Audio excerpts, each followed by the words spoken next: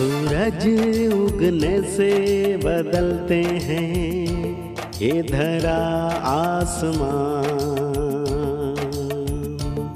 चलते रहने से हो जाती है हर मुश्किल आसान।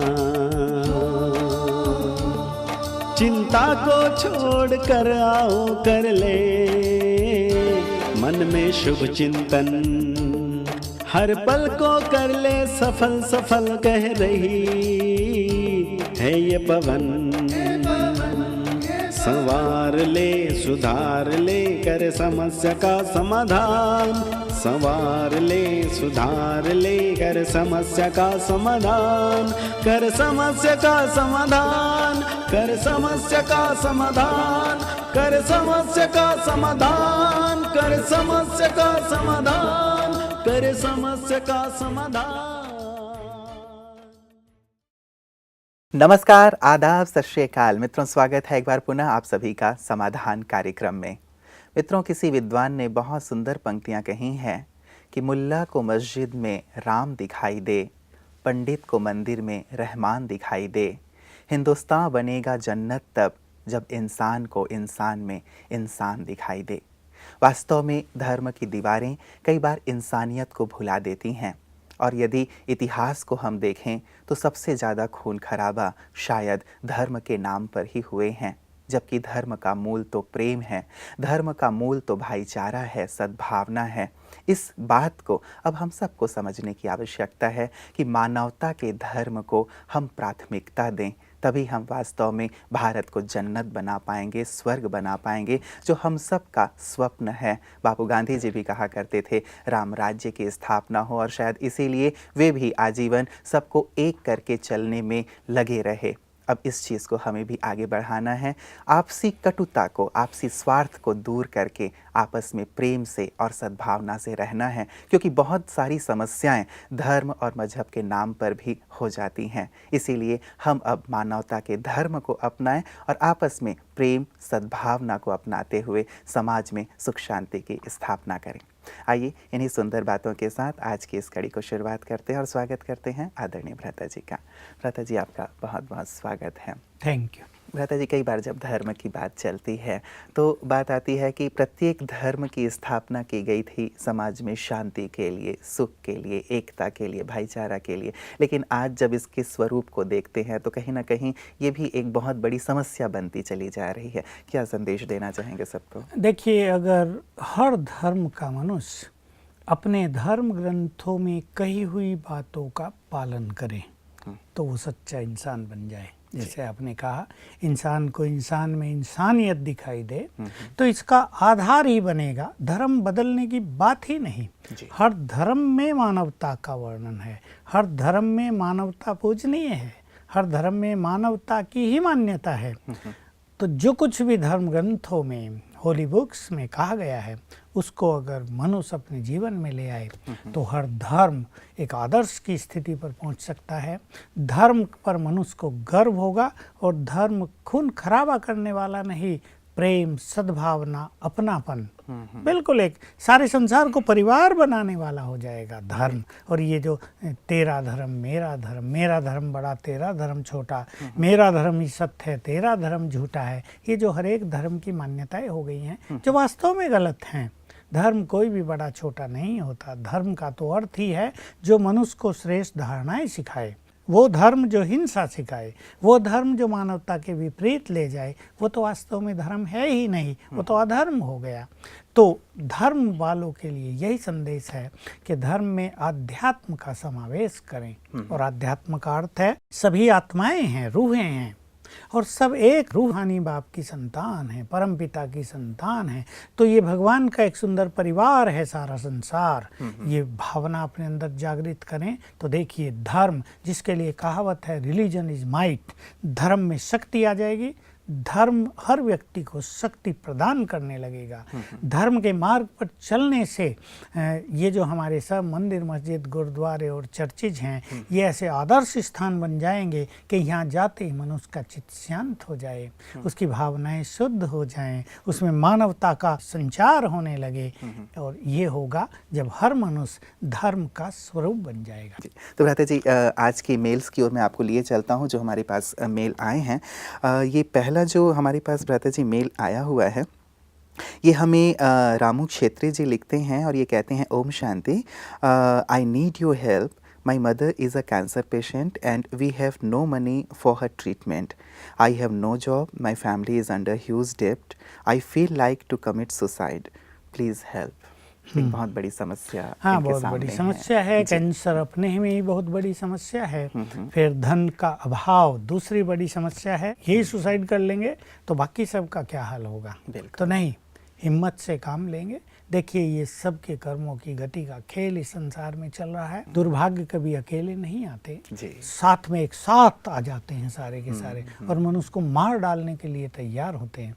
इसलिए इन्हें बहुत समझकर, बहुत समझदारी से चलकर अपने मनोबल को कायम रखते हुए इन समस्याओं को पार करना है। कैंसर है तो सामाजिक संस्थाएं भी हैं जो ऐसे गरीब लोगों को मदद करती हैं। ये ठीक है कि गरीबों को कोई मदद करता नहीं है, अच्छे लोगों को सब मदद करने के लिए तैयार हो जाते हैं। और जब भाग्य ही ऐसे साथ न दे रहा हो तो चारों ओर अंधकार अंधकार दिखाई देता है। लेकिन फिर भी ये अपने परम पिता में विश्वास करें और थोड़ा ज्ञान योग के मार्ग पर चलें। अब तो इनकी समस्या का समाधान जरूर निकल जाएगा। तो पहले तो मैं इन्हें कहूँगा, राजयोग सीखकर एक 21 दिन की योग भट्टी हम इसे कहते हैं, एक अनुष्ठान जैसा है ये 21 दिन का, 1 घंटा रोज ये पहले करेंगे, ताकि इनके जो ये दुर्दिन आए हैं, जो ये बुरा समय इनके ऊपर आया है, या जो विघ्नों की एक बौछार इनके परिवार में होने लगी है, ये समाप्त हो जाए। और उसमें 1 घंटे का पावरफुल राजयोग 2 स्वमान के साथ किया जाएगा। मैं मास्टर सर्वशक्तिवान हूँ और विघ्न विनाशक हूँ जी। ऐसा करने से बहुत सारी चीज़ें क्लियर हो जाएंगी, कहीं ना कहीं से मार्ग निकल आएगा। दूसरी चीज़, ये अपनी समस्या को प्रभु अर्पण करें। ये एक बहुत अच्छी विधि है साधनाओं की कि हम अपने को समर्पित भाव से जिएं। अपनी समस्या भी, धन के अभाव की समस्या भी, कर्ज की समस्या भी, और साथ में होने वाला कैंसर, इस सभी समस्या को प्रभु अर्पण करो और संकल्प करो कि तुम भाग्य विधाता हो, सुप्रीम सर्जन हो, अब तुम ही हमारी इन समस्याओं का निदान करो। रही बात कैंसर की, देखिए दवाई तो चलानी ही इनको पड़ेगी। ठीक है, पैसे का अभाव है तो सरकारी एजेंसियां भी हैं जो ऐसे में लोगों को मदद करती हैं। हमारी सरकारें भी इन फील्ड में बहुत अच्छा काम कर रही हैं। कुछ स्पिरिचुअल प्रैक्टिस इन्हें करनी होगी। जिसको कैंसर है ये काम वही करेंगे तो बहुत अच्छा होगा। एक तो पावरफुल योग अभ्यास कर लें थोड़ा, ताकि इनके वो विकर्म नष्ट हो जाए जिनके कारण ये परिस्थिति इनके सामने आई है। ये उससे अलग करेंगे। ये 1 घंटा योग करेंगे। पानी ये चार्ज करके पिए। पानी को दवाई बनाना है, इनको कैंसर की दवाई बनाना है पानी को, तो पानी को दृष्टि दें। 7 बार संकल्प करें, मैं मास्टर सर्वशक्तिवान हूँ। शक्तियों के वाइब्रेशंस पानी में समा जाएंगे। अब ये पानी बन गया बहुत पावरफुल मेडिसिन, और इसको इसी भावना से पिएं, इस पानी को पीने से मेरा कैंसर पूरी तरह ठीक हो जाएगा। ये अभ्यास करेंगे। रोज कम से कम 5 बार ऐसा पानी नहीं पीना, भले आधा गिलास पिएंगे। रात को जब ये सो रही हैं, जिसकी चर्चा हम अपने दर्शकों के समक्ष सदा ही करते हैं, और सभी जो हमारे देखने वाले हैं, सुनने वाले हैं, या जो इन चीज़ों को फॉलो कर रहे हैं, वो ये जान लें, रात को सोते हैं तो हमारे सबकॉन्शियस माइंड में जो हमारा अंतर मन है वो जग जाता है, और उसमें रोगों को ठीक करने की संपूर्ण शक्ति होती है। अब वो शक्ति कैसे काम करेगी? तो सोते वक्त इनको विचार करना है, संकल्प करना है, मेरा कैंसर बिल्कुल ठीक हो गया है, मैं कैंसर से मुक्त हूँ, मेरा कैंसर बिल्कुल ठीक हो गया। ये संकल्प करते 5-7 बार ये सो जाएं, तो सारी रात अंतर्मन की शक्ति कैंसर को ठीक करने में लग जाएगी। और साथ में उन लोगों को भी ये वाइब्रेशंस टच करेंगे जिनसे इन्हें मदद चाहिए, वो इनके प्रति पॉजिटिव हो जाएंगे, डॉक्टर्स अच्छी इनकी केयर करेंगे और इनको हर तरह से मदद मिलेगी। जो आपके घर में कैंसर पेशेंट है उसको भी जीवन दान देना है और अपने को भी अच्छा जीवन दान देकर यही समझ लें कि मुझे अपने को भी जीवन दान देना है और हर परिस्थिति का साहसपूर्वक सामना करना है, मुझे घबराना नहीं है। जितनी पावरफुल समस्याएं होती हैं उतना ही पावरफुल मुझे भी अपने को बना लेना है। आखिर मैं भी तो भगवान की संतान हूँ, सर्वशक्तिवान की संतान हूँ, मेरे साथ उसकी शक्तियाँ भी हैं, मैं स्वयं भी मास्टर सर्वशक्तिवान हूँ। तो जितना चैलेंज समस्याओं का बढ़ रहा है उतनी ही अपनी शक्तियों को बढ़ाएंगे तो बहुत जल्दी वो समय आएगा तो समस्याएं परास्त हो जाएंगी और इनके सुनहरे दिन आ जाएंगे। बिल्कुल, हमारी शुभकामना रहेगी भ्राता जी, क्योंकि चारों तरफ से विघ्नों से घिरे हुए हैं, समस्याओं से घिरे हुए हैं, तो इनको दुआओं की भी बहुत ज़्यादा आवश्यकता है। तो हम सब की बहुत सारी दुआएं हैं रामू जी को कि जल्दी से जल्दी वो इस विघ्न से मुक्त हो जाएं। भ्राता जी, दूसरा जो मेल हमारे पास आया है, ये जया चौधरी जी लिखती हैं, ये CA की स्टूडेंट हैं और ये पूछ रही हैं हमसे कि मेरे एग्ज़ाम आने वाले हैं। मेरा प्रश्न ये है कि मान लीजिए कि मेरा कोई पेपर अच्छा नहीं होता है और एग्ज़ाम के पश्चात रिज़ल्ट आने तक यदि 2 मास का समय है मेरे पास, उस समय यदि मैं बहुत अच्छा सोचूं और अच्छा रिज़ल्ट विजुलाइज करूं तो क्या मेरा रिज़ल्ट चेंज हो सकता है? हाँ, देखिए बात चेंज होने की नहीं है जी, लेकिन मान लो कुछ लिखने में आंसर देने में थोड़ी गड़बड़ भी रही, अभी इनका एग्ज़ाम हुआ नहीं है। अच्छा, अगर ये प्रश्न पूछ रही क्या ऐसा संभव है? संभव है। देखिए, स्टूडेंट का सबकॉन्शियस माइंड उस एग्जामिनर के सबकॉन्शियस माइंड से जुड़ जाता है, जो एग्ज़ाम दे रहे हैं और जो कॉपी चेक करके मार्किंग करने वाले हैं, दोनों का सबकॉन्शियस माइंड आपस में जुड़ जाएगा। तो इसमें एक बहुत अच्छी विजन इनको बना लेनी चाहिए कि मेरे इतने मार्क्स आएंगे ही। रोज़ सवेरे उठ के ये ऐसी विजन अपने सबकॉन्शियस माइंड को देंगी, इस विजन का भी बहुत अच्छा प्रभाव होगा। और सवेरे उठकर ही ये 7 बार ये संकल्प करें, मैं मास्टर सर्वशक्तिवान हूँ, सफलता मेरा जन्म सिद्ध अधिकार है। हमारा मूड जितना अच्छा होगा, हमारे वाइब्रेशन जितने पॉजिटिव होंगे, तो हमसे जो लोग जुड़े होंगे, एग्जामिनर भी तो हमसे ही जुड़ा है ना, हमारी कॉपी चेक कर रहा है, तो हमारे वाइब्रेशंस का प्रभाव उसके मन पर आएगा और हमारे पॉजिटिव वाइब्रेशंस उसके मूड को फ्रेश रखेंगे। लेकिन अगर हम बार बार यही सोच रहे, अरे मारे गए भाई, अब तो गए, अब तो हमारा पेपर बिल्कुल बिगड़ गया है, अब तो पता नहीं नंबर आएंगे, हम क्लियर भी हो गया नहीं, तो हमारे निगेटिव वाइब्रेशंस उसको भी निगेटिव करेंगे, रोकेंगे, क्या लिखा है, चलो 10 में से 3 तो गए। तो ये जो वाइब्रेशंस का इफेक्ट है ये सचमुच ही बहुत सुंदर है और अनेक जगह इसके पॉजिटिव परिणाम देखे जा चुके हैं। ये केवल कल्पना नहीं है। चलो एग्ज़ाम हुआ ही नहीं है तो अभी से ही अपने आप को अच्छी तरह से प्रिपेयर करें, अच्छी तरह से, जैसे आप हमेशा विजुअलाइजेशन की बात सिखाते हैं कि हाँ इतने मेरे मार्क्स आएंगे, तो शायद अभी से वो मोटिवेट होंगी, अभी से अच्छी स्टडी करेंगी, तो फिर बाद में इन्हें टेंशन लेने की ज़रूरत ही नहीं होगी कि पेपर खराब हो गया है और अभी से ठीक किया जाए। तो करना ही ये चाहिए कि बहुत अच्छी मेहनत करें। ये तो पता नहीं क्यों ऐसी कल्पना कर रही हैं कि पेपर खराब हुआ।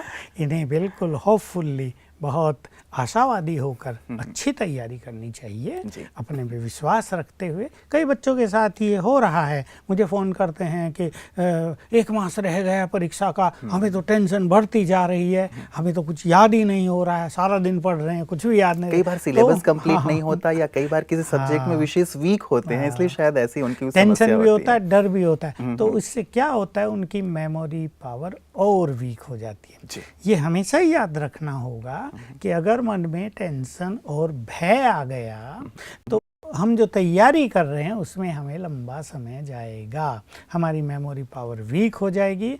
और 1 घंटे में अगर कोई लेसन हम तैयार कर पाते, वो 1 घंटे में, 2 घंटे में, 4 घंटे में भी होगा ही नहीं और हम बिल्कुल असफल होते जाएंगे।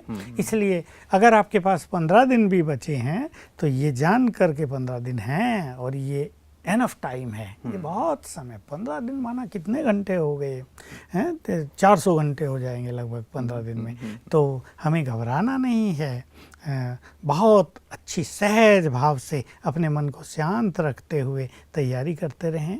बहुत खुशी और उमंग के साथ बहुत आशावादिता के साथ कि बहुत अच्छा परफॉर्मेंस होगा, सब कुछ अच्छा होगा, तो देखिए इनकी बौद्धिक शक्ति बढ़ेगी और भय न होने से एग्जाम भी बहुत अच्छा होगा। बिल्कुल, और कई बार भय के कारण ही सब चीज़ें बिगड़ जाती हैं, जैसे आप कह रहे हैं कि समय भी नष्ट हो जाएगा, एग्जामिनेशन हॉल में जा कर के भी वो जो याद होगा वो भी वो भूल जाएंगे। इसलिए पूरे विश्वास के साथ दें। हमारी शुभकामना रहेगी जया जी को कि अच्छे से अच्छे अपने CA के एग्ज़ाम को क्लियर करें और बहुत अच्छा आगे बढ़ें।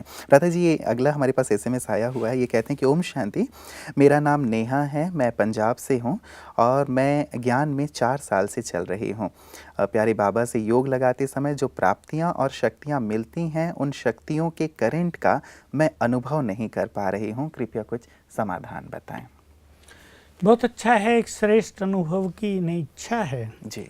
4 साल से ये राजयोग का अभ्यास भी कर रहे हैं, लेकिन बच्चे क्या है कि थोड़ा कम अभ्यास कर पाते हैं। सवेरे शाम थोड़ा सिंसियरली आधा घंटा तो अवश्य योग का अभ्यास करना चाहिए। दूसरा, ये जो ईश्वरीय वाइब्रेशंस आने की अनुभूति कईयों को नहीं होती, उसके कुछ थोड़े से कारण हो जाते हैं। या तो मनुष्य का सारा दिन अच्छा न बीते, थोड़ा बहुत संघर्ष हो गया हो, मन कहीं विचलित हो गया हो, कभी क्रोध आ गया हो, या व्यर्थ में ज़्यादा समय बीत गया हो, व्यर्थ सुन ली हो किसी की बातें, व्यर्थ चिंतन ज़्यादा चल गया हो, पर चिंतन हो गया हो, तो इससे हमारी बुद्धि में बहुत सारी गंदगी आ जाती है, वो क्लीन नहीं रहती। किसी भी तरह की जब इम्प्योरिटी हमारी बुद्धि में आएगी तो वो जैसे परमात्मा वाइब्रेशंस को रेजिस्ट करने लगती है, रोकने लगती है। और एक बात ये है कि कई जो बच्चे हैं, युवक हैं, वो सवेरे तो नहीं उठ पाते हैं, उन्हें तो नींद ज़्यादा चाहिए। उन्हें कहो कि 4 बजे उठो तो भारी भी लगता है, तो कभी कभी 4 बजे उठने पर उन्हें नींद भी आती है। अच्छा, पर 4 बजे नहीं उठे, मान लो कि 6 बजे उठे तो गिल्टी फीलिंग, अरे 6 बज गए, अब तो योग क्या करना है। तो फिर योग का जो रस मिलना चाहिए वो भी नहीं मिल पाता। लेकिन अगर किसी युवक से सवेरे का टाइम ऐसा अच्छा व्यतीत नहीं होता तो इवनिंग टाइम बहुत सुंदर होता है, 6 से 8 के बीच वो आधा घंटा पौना घंटा चुन लें। इस टाइम मन भी थोड़ा फ्रेश होता है। और ये भी ध्यान रखना चाहिए कि सारा दिन अच्छी स्थिति में बीतने वाले का ही योग बहुत अच्छा होगा। जिन्होंने सारा दिन अपना बाह्य मुक्ता में बिताया हो, सारा दिन व्यर्थ की बातों में बिताया हो, तो जब वो योग अभ्यास करेंगे तो ज़बरदस्ती एकाग्रता करेंगे और उससे उन्हें वास्तविक सुख की अनुभूति नहीं होगी। इसलिए सारा दिन बीच बीच में 2 छोटे अभ्यास करते रहने चाहिए कर्म में ही। मैं आत्मा हूँ, इस देह में अवतरित हुई हूँ, मैं यहाँ बैठी हूँ, बस मैं आत्मा हूँ, ये मेरा शरीर है, मैं इससे अलग हूँ। छोटा सा अभ्यास है, इससे बहुत सारे व्यर्थ संकल्प शांत रहेंगे। हमें ऐसा होगा जैसे किसी व्यक्ति को हर घंटे एक शक्ति का इंजेक्शन लगा दिया जाए तो बॉडी कैसा एनर्जेटिक रहेगा। हर घंटे लगाया नहीं जाता, पर एक उदाहरण दे रहा हूँ जी। तो ये ऐसा हो गया बॉडी लेस स्थिति का अभ्यास करना, जैसे हर घंटे आत्मा को एक इंजेक्शन लग गया एनर्जी का और हम बहुत फ्रेश रहेंगे। फिर जब योग अभ्यास करें तो पहले अपने को देह से बिल्कुल न्यारा करें, बिल्कुल फीलिंग होने लगे मैं आत्मा अलग, ये देह अलग, ताकि मन एक आनंद की स्थिति में आ जाए।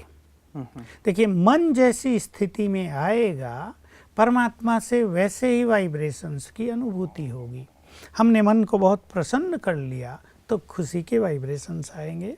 हमने मन को बहुत शांत कर दिया तो ऊपर से शांति के वाइब्रेशंस आएंगे। हमने मन को शक्तिशाली स्थिति में ला दिया तो ऊपर से शक्तियों की तरंगे आएंगी। तो पहले अपने को देह से न्यारा फील करेंगे। फिर 2 अभ्यास हैं, चाहे तो यहीं से सर्वशक्तिवान को विजुअलाइज करें, उसको देखें और फील करें उसकी किरणें मुझ पर पड़ रही हैं, एक अभ्यास। या अभ्यास करें मैं आत्मा यहाँ नहीं वहाँ परम धाम में परम पिता के पास हूँ, उसके वाइब्रेशंस मुझ पर पड़ रहे हैं। जिसको जो सरल लगे वो वैसा करे। तो लेकिन इनको ज़रूरत रहेगी थोड़ा ज़्यादा अभ्यास करने की। बहुत अच्छा रहेगा कि हर घंटे में एक बार 1 मिनट के लिए ये ऐसा अभ्यास कर लें तो परमात्मा वाइब्रेशंस की इनको सहज अनुभूति होगी। नागपुर से ये कहती हैं कि लगभग 5 वर्षों से हम लोग ईश्वरीय विश्वविद्यालय के साथ जुड़े हुए हैं और नाना जी ने जैसे ही देह का त्याग किया वैसे ही हमारी नानी जी जो हैं मामा जी और मामी जी के पास रहने लगी हैं और नानी जी को जो भी नाना जी की तरफ से वो मिलता है पेंशन, वो सब हमारे मामा जी ही रख लेते हैं। उनके जो भी ऑर्नामेंट्स थे वो सब हमारी मामी जी ने रख लिए हैं। खैर इसकी हमें कोई परवाह नहीं, लेकिन वो उनके स्वास्थ्य का ध्यान नहीं रख रहे हैं। अब नानी जी लगभग सब चीज़ें भूलती जा रही हैं और तबीयत भी उनकी ख़राब रहती है, लेकिन प्रॉपर उन्हें ट्रीटमेंट हमारे मामा जी और मामी जी नहीं दे रहे हैं, उन्हें लोगों से मिलने भी नहीं देते हैं। तो इससे मेरी जो मम्मी हैं उनको बहुत ज़्यादा चिंतन चलता रहता है। तो 2 प्रश्न इन्होंने किए हैं। पहला ये कि जो प्रभाव उनके ऊपर है, जो उनकी बुद्धि जो है काम नहीं कर रही है या ब्रेन वीक होता जा रहा है, उससे वो मुक्त हों और ठीक हो जाएं। और दूसरा ये कि इनके जो मामा जी और मामी जी का जो नेचर है जो नानी जी के लिए, उसमें परिवर्तन आए, वो उन्हें मिलने दें सभी से। तो इसके लिए राजयोग का अभ्यास पूछा। बड़ी आयु में भी मनुष्य किसी का एक सहारा तो चाहता है ना, और पति की मृत्यु बुजुर्ग व्यक्ति चाहे वो 75 साल की हो या 80 साल की हो, उसके लिए एक भारी अटैक जैसा होता है। यहाँ से हुआ होगा निश्चित रूप से इन्हें हल्का हल्का डिप्रेशन। और आजकल बच्चे तो कैसे हैं सब जानते हैं, अपने बुजुर्ग माँ बाप की बहुत केयर तो लोग नहीं करते। उन्हें तो उनके जेवर मिल गए, माल खजाना मिल गया, चाहिए तो उन्हें ये था कि जब उनकी संपत्ति इनको मिल गई तो थोड़ी उनकी केयर भी करें। लेकिन आजकल समय बदल चुका है, ये कलयुग का अंतिम समय चल रहा है। इसमें बुजुर्गों को इस तरह सम्मान देना और ध्यान रखना कोई नहीं करता है। लेकिन इन्हें एक बात मैं थोड़ी कहना चाहूँगा जो थोड़ी कड़वी लग सकती है हमारे दर्शकों को, कि ये इनके द्वारा बहुत बड़ा पाप हो रहा है और इन्हें जानना चाहिए जो व्यवहार ये अपनी माँ से कर रहे हैं वही व्यवहार इनके बच्चे इनसे भी करेंगे। ये कर्मों की गति ही ऐसी है, इससे कोई बच नहीं सकेगा। ये उन दिनों की कल्पना करें जब इनसे भी ऐसा ही व्यवहार होगा, तो ऐसा सोचकर मनुष्य को पुण्य करनी चाहिए। हम किसी को दे ही क्या सकते हैं भला, थोड़ा प्यार दे देना, थोड़ा अपनापन दे देना, थोड़ा लोगों को खुला कर देना। अब वो ऐसा तो नहीं कि भाई कोई बहुत बड़ी बिजनेसमैन है आपको धोखा दे देगी या कुछ उससे आपको नुकसान हो सकता है, और कोई बहुत बड़ी अपेक्षा भी नहीं उसको कुछ नहीं होगी। हाय हेलो होगी, लोग बात करेंगे, वो खुश होगी, अपनी एक बात किसी को कह देगी, मन हल्का हो जाएगा। अब बात रही इनकी, क्योंकि वो इनकी माँ है, तो एक बच्ची जो माँ से बहुत प्यार रखती है, आजकल देखिए यही हो गया, लोग तो लड़के पैदा करना चाहते हैं, लड़कियों से नफरत करते हैं, पर फाइनली ये देखने में आता है कि लड़कियां ही काम आती हैं, लड़कियां ही माँ बाप की केयर करती हैं, लड़के तो उन्हें दुत्कार देते हैं, उनका अपमान कर देते हैं। तो बहुत अच्छा ये उनके लिए एक आधा घंटा रोज योग अभ्यास कर दें, ताकि इनकी माँ को, यानी जो बच्ची बात कर रही है उसकी नानी को, बहुत अच्छे वाइब्रेशंस मिलने लगे। कि वाइब्रेशंस का जो इफ़ेक्ट है किसी के भी ब्रेन पर बहुत सुंदर होता है।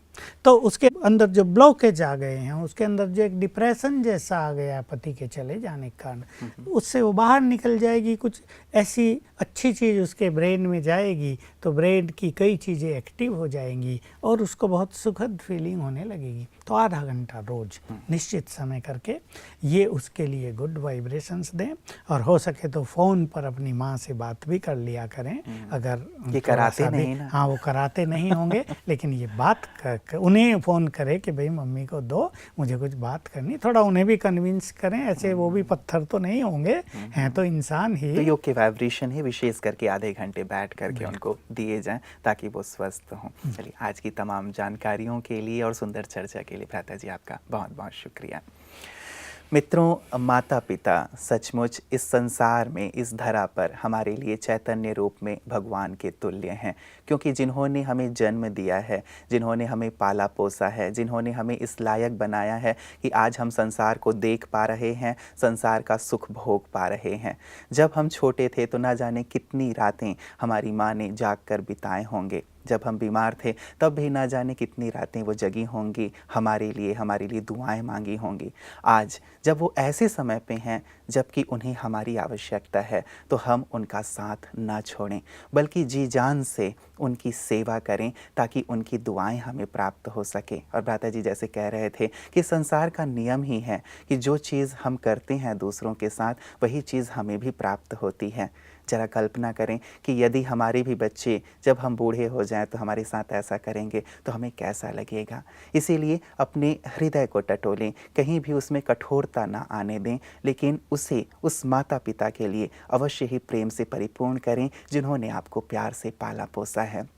कुछ सुंदर पंक्तियाँ किसी कवि ने कही हैं कि ऊपर जिसका अंत नहीं उसे आसमान कहते हैं, और इस जहाँ में जिसका अंत नहीं उसे माँ कहते हैं। तो माँ से बड़ा तो और कोई होता ही नहीं है। आज यदि आप उनकी सेवा करते हैं तो निश्चित रूप से उनका आशीष आपको जीवन में बहुत आगे बढ़ाएगा। तो हम यही चाहेंगे कि आप अपने माता पिता की दिल से सेवा करें, उन्हें प्यार दें, उन्हें सम्मान दें, उन्हें वो सब चीज़ें दें जो चीज़ें वो चाहते हैं, ताकि उनकी दुआओं के आप पात्र बन सकें। समाधान में आज के लिए इतना ही। दीजिए इजाज़त। नमस्कार।